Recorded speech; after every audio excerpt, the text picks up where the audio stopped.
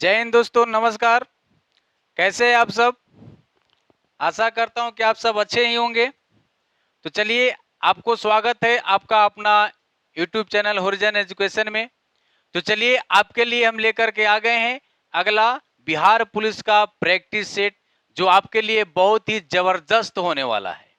तो चलिए, आप इस वीडियो में अंत तक बने रहिए और हम इसमें बहुत ही महत्वपूर्ण क्वेश्चन लेकर के आए हैं, जो पिछले कई वर्षों से जो है इसी लेवल का सवाल पूछे जाते हैं। उसी लेवल का क्वेश्चन हमने उठा करके लाया है, तो आपके लिए बहुत ही महत्वपूर्ण होने वाला है ना। तो आप वीडियो को अंत तक जरूर देखें और साथ ही साथ वीडियो को लाइक, शेयर और सब्सक्राइब जरूर कीजिएगा। तो आप कॉपी कलम लेकर के तैयार हो जाइए। आप साथ ही साथ हमारे साथ क्वेश्चन को आंसर करते जाइएगा और लास्ट में हमें कमेंट करके बताइएगा कि आपने कितने क्वेश्चन का सही सही जवाब दिए हैं। तो चलिए, हम वीडियो को अविलंब शुरू करते हैं, है ना, क्योंकि बहुत ही कम समय में हम बहुत ही इंपॉर्टेंट क्वेश्चन को समाप्त करने वाले हैं। तो चलिए, हम शुरू करते हैं वीडियो को। आपका पहला क्वेश्चन आ गया। आपका पहला क्वेश्चन है, इसमें आपका पहला क्वेश्चन है कि इसमें किसे भारत रत्न से सम्मानित नहीं किया गया है।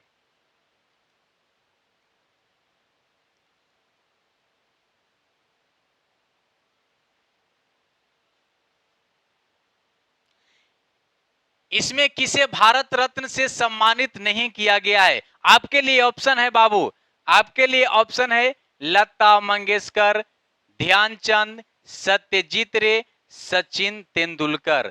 तो आपको आंसर का बताना है कि इन महानुभावों में किन्हें भारत रत्न नहीं मिला है और किन्हें मिला। चलिए, तो आप जल्दी से फटाफट आंसर कीजिए। आपके लिए हम 10 सेकेंड का समय देते हैं, आप जल्दी से आंसर कीजिए। तो आपका सही आंसर होगा कि इनमें से किसे भारत रत्न से सम्मानित नहीं किया गया है, तो है बाबू ध्यानचंद, मेजर ध्यानचंद, यानी कि इन्हें भारत रत्न से सम्मानित नहीं किया गया है। जबकि इनसे रिलेटेड एक और सवाल आप याद रखिएगा, मेजर ध्यानचंद को हॉकी का बाबू इसको जादूगर कहा जाता है। हॉकी का जादूगर किन्हें कहा जाता है, यानी कि मेजर ध्यानचंद को। यानी कि आप ये भी प्रश्न दिमाग में रख सकते हैं कि मेजर ध्यानचंद का संबंध किससे था, किस खेल से था, तो था हॉकी से, और हॉकी का इनको जादूगर कहा जाता है। लेकिन बात था कि इनके खेल में भारत रत्न को नहीं दिया जाता था, लेकिन फिर भी बाद में खेल में भी भारत रत्न दिया गया। और वो सबसे पहले किसे मिला, तो सचिन तेंदुलकर को। यानी कि ये भी सवाल आपको पूछा जाएगा कि खेल के क्षेत्र में भारत रत्न पाने वाला सबसे पहला व्यक्ति कौन है, तो सचिन तेंदुलकर। इनको कब मिला था, 1900 सॉरी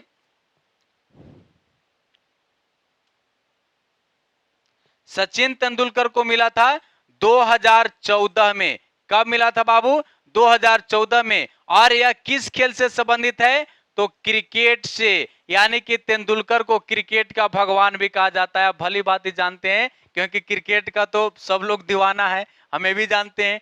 तो चलिए, आपको तेंदुलकर को 2014 में, सत्यजीत रे को भी मिला था भारत रत्न, और लता मंगेशकर को भी मिला था। सत्यजीत रे को 1992 में मिला था बाबू, याद रखिएगा, और लता मंगेशकर को 2001 में मिला था, ये भी आपको याद रखिएगा। और लता मंगेशकर को क्या कहा जाता है बाबू, स्वर कोकिला। स्वर कोकिला किसे कहा जाता है, तो लता मंगेशकर को। यह भी आपको याद रखना है। तो साथ ही साथ एक क्वेश्चन के साथ हम आपको बहुत सारे क्वेश्चन कराने वाले हैं, तो आप हमें अंत तक वीडियो में बने रहिएगा। और वीडियो को अब तक अगर आप लाइक, शेयर, सब्सक्राइब नहीं किए हैं तो कर लीजिएगा। तो चलिए, हम अगले क्वेश्चन की ओर चलते हैं। आपका नेक्स्ट क्वेश्चन है, राज्यसभा सदस्यों का निर्वाचन कौन करता है। राज्यसभा का जो सदस्य होता है बाबू, उसका निर्वाचन किसके द्वारा किया जाता है, तो आपके लिए ऑप्शन है जनता के द्वारा, विधान परिषद के निर्वाचित सदस्यों के द्वारा, या विधानसभा के निर्वाचित सदस्यों के द्वारा, या फिर राष्ट्रपति के द्वारा। आपको इसमें बताना है कि राज्यसभा के जो सदस्य चुने जाते हैं वो किनके द्वारा निर्वाचित होता है। तो आपको फटाफट सही आंसर कीजिए। आपका सही आंसर होगा, आपका सही आंसर होगा विधानसभा के निर्वाचित सदस्यों के द्वारा। जो प्रत्येक राज्य के से विधानसभा के सदस्य निर्वाचित होकर के जाते हैं, जिन्हें आमतौर पर हम एमएलए या विधायक कहते हैं, वही राज्यसभा के सदस्यों का निर्वाचन करते हैं, है ना। चलिए, अगर आपसे अगर पूछा जाए कि राज्यसभा के सदस्यों का कार्यकाल कितना होता है ना, कार्यकाल कितना होता है, तो बाबू याद रखिएगा कि राज्यसभा के सदस्यों का कार्यकाल होता है 6 वर्ष। लेकिन रुकिए रुकिए रुकिए, लेकिन इसमें अगर कहीं आपको पूछ दिया बाबू, सस्पेंस नहीं होना है कि राज्यसभा का कार्यकाल कितना होता है, तो राज्यसभा का कार्यकाल बाबू नहीं होता है। राज्यसभा एक अस्थाई सदन है। कैसा है? राज्यसभा एक अस्थाई सदन है, इसका कोई कार्यकाल नहीं होता है। लेकिन अगर वहीं पूछ दिया जाए कि इनके सदस्य का कार्यकाल कितना होता है, तो 6 वर्ष। और राज्यसभा के प्रत्येक 2 वर्ष पर, याद रखिएगा, प्रत्येक 2 वर्ष पर इसके 1/3 सदस्य जो है बाबू अवकाश ग्रहण करता है, यानी कि रिटायर हो जाता है। तो आपको, चलिए, हम समझ गए होंगे कि आप इतना सारे सवाल को अगर आप समझ गए होंगे तो कहीं से भी आप आंसर कर सकते हैं। तो चलिए, आपका नेक्स्ट क्वेश्चन है, आपका अगला सवाल है, अंतरराष्ट्रीय अंतरराष्ट्रीय योग दिवस मनाया जाता है, यानी कि अंतरराष्ट्रीय योग दिवस हाल फिलहाल में ही मनाया गया है ना। तो याद कीजिए, अंतरराष्ट्रीय योग दिवस कब मनाया जाता है, किस तिथि को मनाया जाता है, ये बहुत ही महत्वपूर्ण चीज, यानी कि, और ये भी एक सवाल है कि ये भारत द्वारा ही, है ना, भारत द्वारा ही ये योग दिवस की शुरुआत की गई थी, भारत के प्रधानमंत्री की नरेंद्र मोदी की अनुशंसा पर ही। तो चलिए, ये कब मनाया जाता है, तो बाबू 21 जून को योग दिवस कब मनाया जाता है, 21 जून को। और इसकी शुरुआत कब हुई थी, तो याद रखिएगा 21 जून 2015 को अंतरराष्ट्रीय योग दिवस की शुरुआत हुई थी, है ना।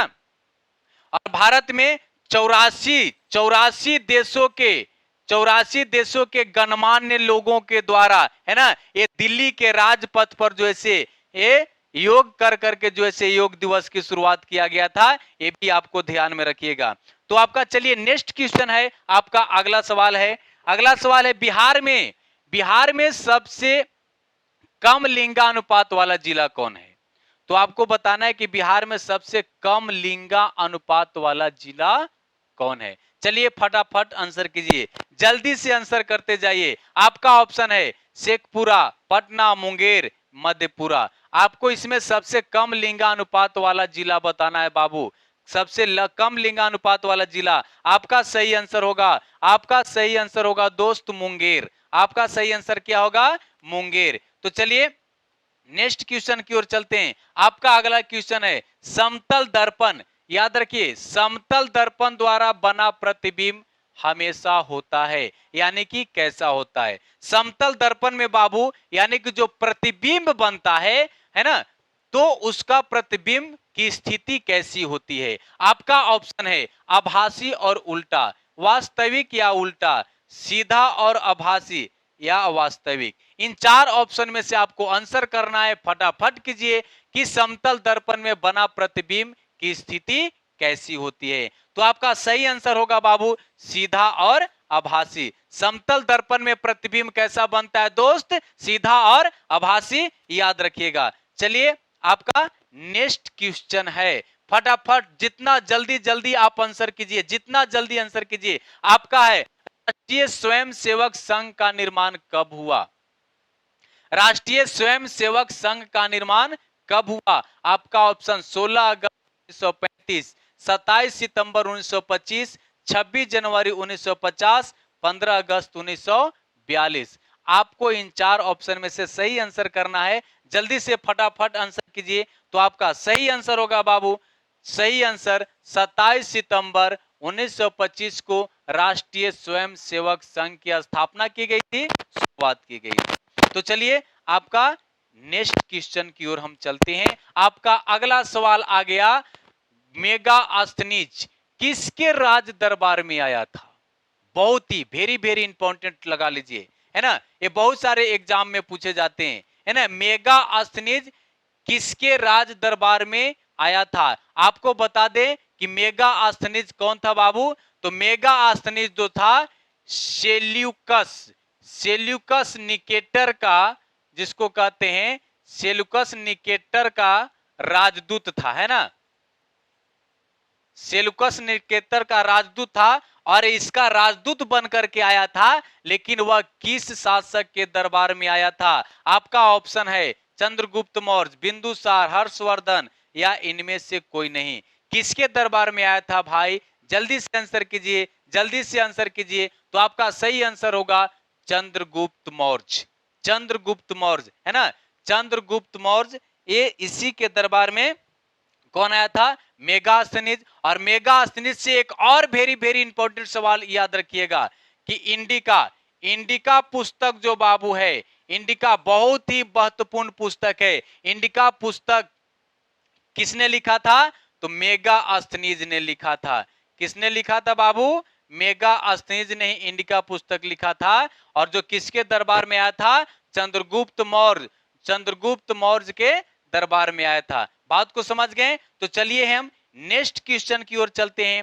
आपका अगला क्वेश्चन है भारत का भूगोल, है ना।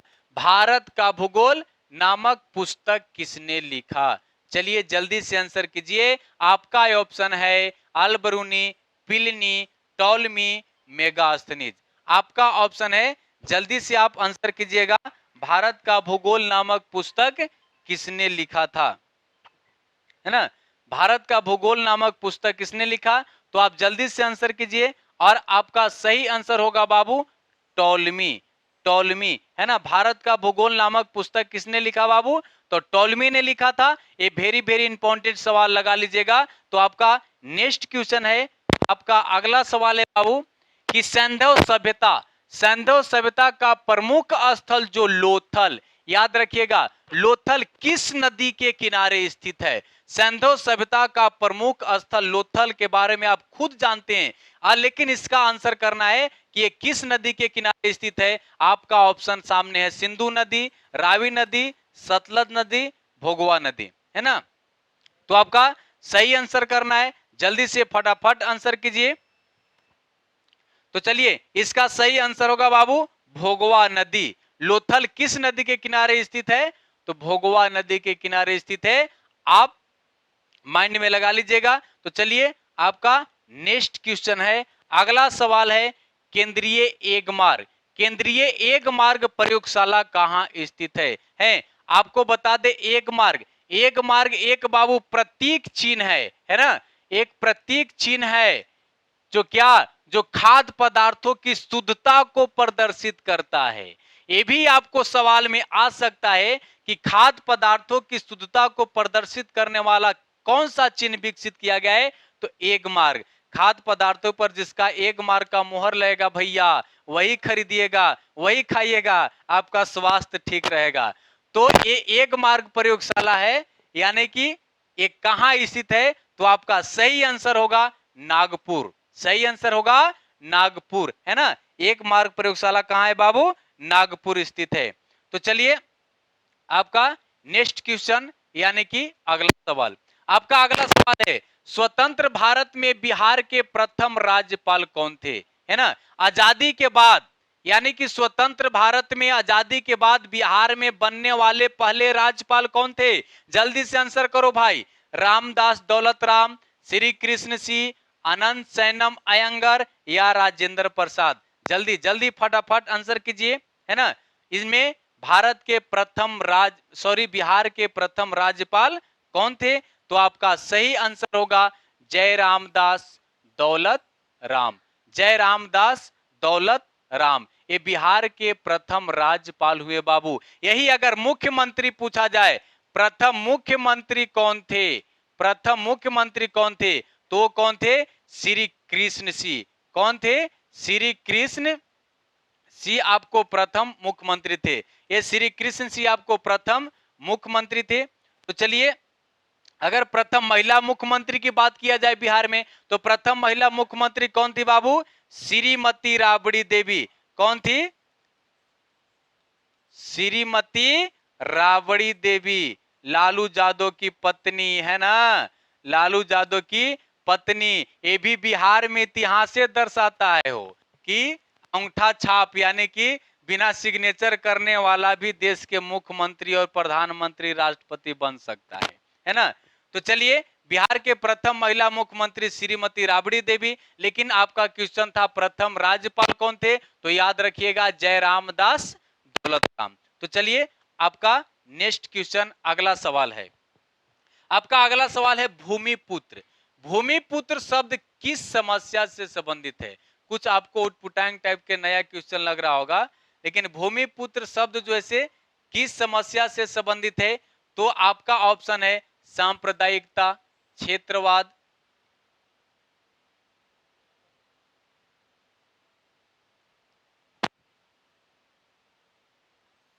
आपको भाषावाद या जातिवाद। इसमें भूमिपुत्र का संबंध किससे है? तो आपका सही आंसर होगा बाबू क्षेत्रवाद। क्षेत्रवाद। इसमें भूमिपुत्र एक योजना है, इसके अंतर्गत बताया जाता है कि किसी भी क्षेत्र का जो संसाधन है, उस संसाधन का स्वामित्व यानी कि मालिक जो होता है, जो जन्म जन्म से जिस पर उस क्षेत्र का अधिकार है, जो वहां जन्मा है, उसके तरह जो है से उस संसाधन पर उसका अधिकार होता है। यही भूमिपुत्र योजना दर्शाता है। तो आपका इसका सही आंसर होगा क्षेत्रवाद से। तो आपके लिए नेक्स्ट क्वेश्चन है। आपका अगला सवाल है कि मनुष्य के शरीर में लोहे की कमी से कौन सा रोग होता है, यानी कि आयरन की कमी से कौन सा रोग हो जाती है? आपको सही आंसर करना है। आपके लिए ऑप्शन है अरक्तता, रतौंधी, रिकेट्स या स्कर्वी, है ना। तो आपको बताना है कि हमारे शरीर में आयरन की कमी से, लोहा की कमी से कौन सी बीमारी उत्पन्न होती है? तो बाबू आपके लिए ये सही आंसर होगा अरक्तता। अरक्तता या इसको एनीमिया भी कहा जाता है ना। एनीमिया भी कहा जाता है, ये भी आपको याद रखना है। ये किसकी कमी से होता है? रक्त में लोहा की, आयरन की कमी से होता है। ये रतौंधी आप जानते हैं बाबू, ये रतौंधी जो होता है से विटामिन ए की कमी से होता है। रिकेट्स आपको विटामिन डी की कमी से हो जाता है, और स्कर्वी आपको विटामिन सी की कमी से हो जाता है। ये भी आपको जो है से याद रखना है। तो चलिए, आपके लिए नेक्स्ट क्वेश्चन है श्रीहरिकोटा किस राज्य में स्थित है?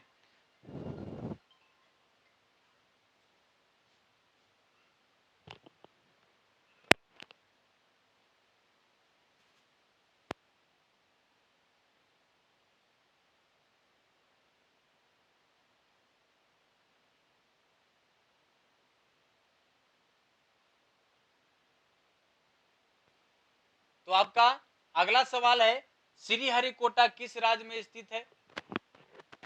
श्रीहरिकोटा किस राज्य में स्थित है? तो आपके लिए ऑप्शन है तमिलनाडु, गुजरात, केरल, आंध्र प्रदेश। चलिए, तो आपको सही आंसर करना है। आपका श्रीहरिकोटा है ना, ये आपको स्थित है बाबू आंध्र प्रदेश में स्थित है। आंध्र प्रदेश में स्थित है ना। श्रीहरिकोटा कहाँ है? आंध्र प्रदेश में। तो चलिए, आपके लिए नेक्स्ट क्वेश्चन। आपका अगला सवाल है निम्न में कौन सा एक प्रदूषक नहीं है? निम्न में कौन सा एक प्रदूषक नहीं है, यानी कि किससे प्रदूषण नहीं होता है? आपके लिए ऑप्शन है NO2, CO, CO2, SO2, यानी कि nitrous oxide, carbon, carbon dioxide, sulphur oxide. ये किस इसमें से प्रदूषण किसके द्वारा नहीं होता है? तो आपको सही ऑप्शन के लिए चुनना है, आपको सही आंसर करना है। तो फटाफट आंसर कीजिए। तो आपके लिए सही आंसर होगा आपका CO2, यानी कि कार्बन डाइऑक्साइड। कार्बन डाइऑक्साइड अगर मात्रा में बढ़ जाए तो इससे प्रदूषण नहीं होता है। हालांकि कार्बन डाइऑक्साइड बढ़ने से टेम्परेचर यानी कि वातावरण में तापमान में वृद्धि होती है, यानी कि गर्मी लगती है, लेकिन यह प्रदूषण नहीं होता है। आपको याद रखिएगा। आपके लिए नेक्स्ट क्वेश्चन है विश्व बैंक यानी कि वर्ल्ड बैंक का मुख्यालय कहां है स्थित है? चलिए, आपको बताना है वर्ल्ड बैंक का मुख्यालय बाबू कहां स्थित है।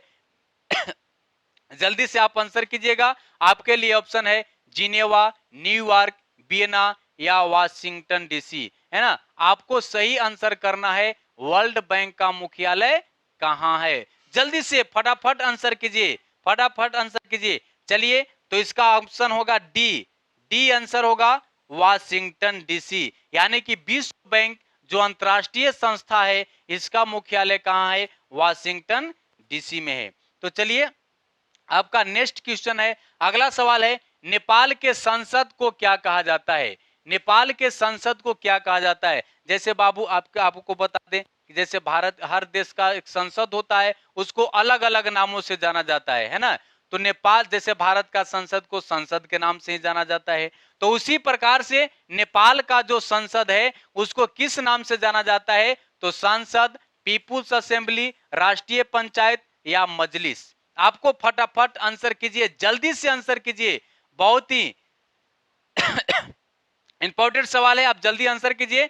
तो आपका सही आंसर होगा राष्ट्रीय पंचायत, यानी कि नेपाल का जो पार्लियामेंट यानी कि संसद जो है उसको हम किस नाम से जानते हैं, राष्ट्रीय पंचायत के नाम से जाना जाता है। समझ गए। तो आपका नेक्स्ट क्वेश्चन है, आपका अगला सवाल है कि चींटी के काटने पर, चींटी के काटने पर रासायनिक पदार्थ व्यक्ति के शरीर में चला जाता है। यानी कि जब चींटी काटती है, हमें चींटी काटती है, तो चींटी में कौन ऐसा रासायनिक पदार्थ होता है जो हमारे शरीर में चला जाता है। तो आपके लिए ऑप्शन है फॉर्मिक अम्ल, एसिटिक अम्ल, साइट्रिक अम्ल, टार्टरिक अम्ल। तो आपको सही आंसर करना है बाबू, जल्दी से जवाब दीजिए, फटाफट आंसर कीजिए। चींटी के डंक में कौन सा रासायनिक अम्ल होता है जो हमारे शरीर में काटने के बाद चला जाता है। तो आपका सही आंसर होगा फॉर्मिक अम्ल, फॉर्मिक अम्ल। ये भी आपको सवाल हो सकता है कि चींटी के डंक में कौन सा अम्ल पाया जाता है, तो आप झट से आंसर कीजिएगा, फॉर्मिक अम्ल पाया जाता है। और इसी अम्ल के द्वारा हमारे शरीर में जो भी होता है, चुनचुनाहट, रहर जो चढ़ता है ना। तो आपका अगला नेक्स्ट क्वेश्चन आपका है, अगला सवाल है कि कौन सा अंग इंसुलिन पैदा करता है, कौन सा अंग इंसुलिन पैदा करता है। आपके लिए ऑप्शन है यकृत, प्लीहा, थायराइड, अग्नाशय। इसमें से आपको सही आंसर करना है कि कौन सा अंग जो है से इंसुलिन उत्पन्न करता है, इंसुलिन स्रावित करता है हमारे शरीर में, किससे इंसुलिन का स्राव होता है।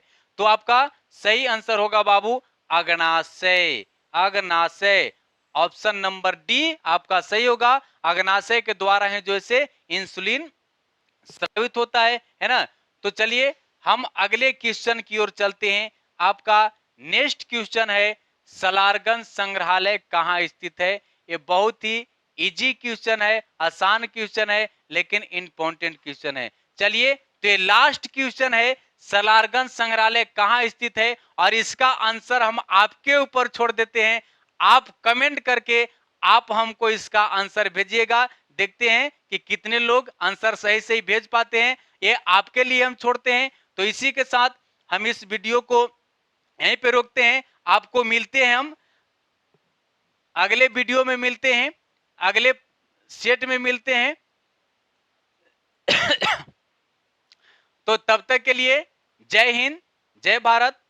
आप वीडियो को अगर सब्सक्राइब नहीं किए हैं तो चैनल को सब्सक्राइब कर लीजिएगा, शेयर कर दीजिएगा, लाइक कर दीजिएगा, है ना, ताकि हमारा हर वीडियो आपके पास सबसे पहले पहुंच जाए। तो चलिए, जय हिंद, जय भारत।